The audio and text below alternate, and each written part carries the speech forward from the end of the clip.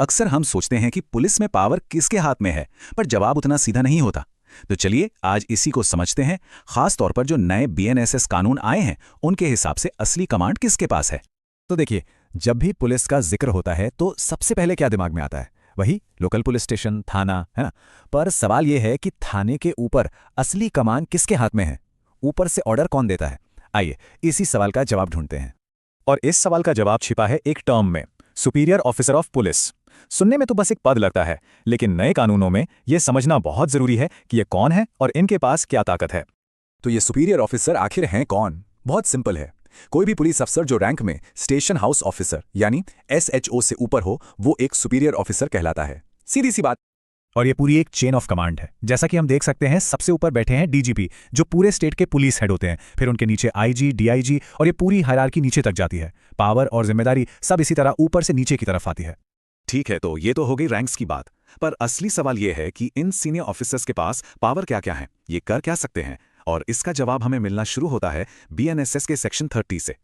और सेक्शन 30 एक बहुत ही सीधी और पावरफुल बात कहता है। वो ये कि एक स्टेशन हाउस ऑफिसर यानी एसएचओ के पास जो भी शक्तियां होती हैं, वो सारी की सारी शक्तियां एक सुपीरियर ऑफिसर के पास भी होती हैं। ये एक तरह से इस पूरे पावर स्ट्रक्चर की नींव है।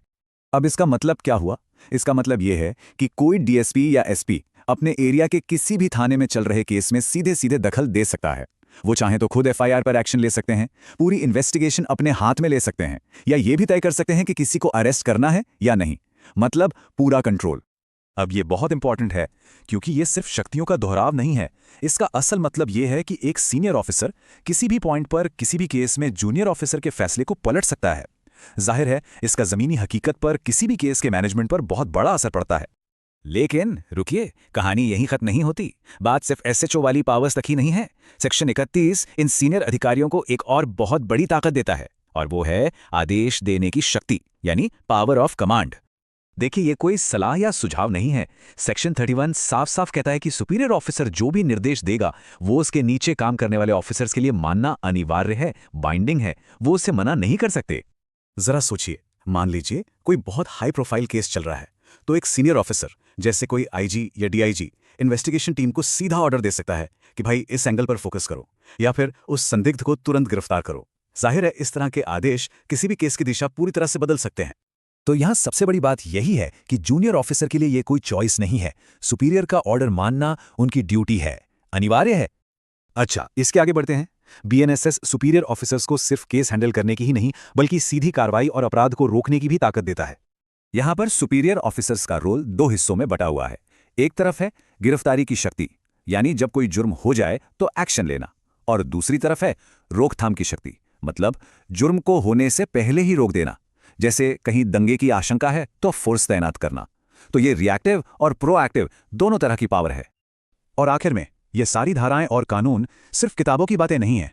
इन सब का एक ही मकसद है, लॉ एंड ऑर्डर बनाए रखना।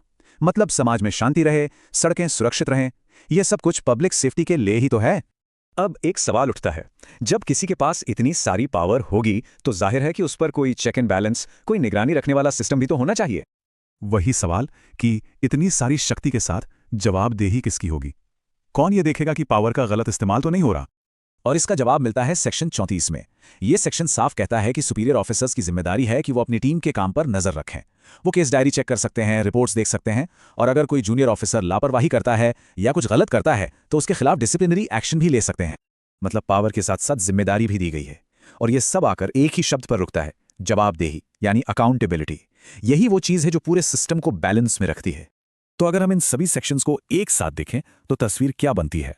तस्वीर यह है कि सुपीरियर ऑफिसर्स के पास एसएचओ की सारी इन्वेस्टिगेशन पावर्स हैं, गिरफ्तारी का अधिकार है, अपराध को रोकने का मैंडेट है, अपने जूनियर्स को निर्देश देने का कंट्रोल है, और उनकी निगरानी और जवाबदेही तय करने की जिम्मेदारी भी। तो ये सब समझने के बाद एक बड़ा सवाल हमारे सामने खड़ा होता है, पावर को इस तरह ऊपर की रैंक्स में सेंट्रलाइज करने से क्या पुलिस फोर्स ज्यादा कुशल, ज्यादा एफिशिएंट बनती है, या फिर सिर्फ ज्यादा पावरफुल? और इस सवाल का जवाब जो भी हो, उसका असर हम सब पर पड़ता है।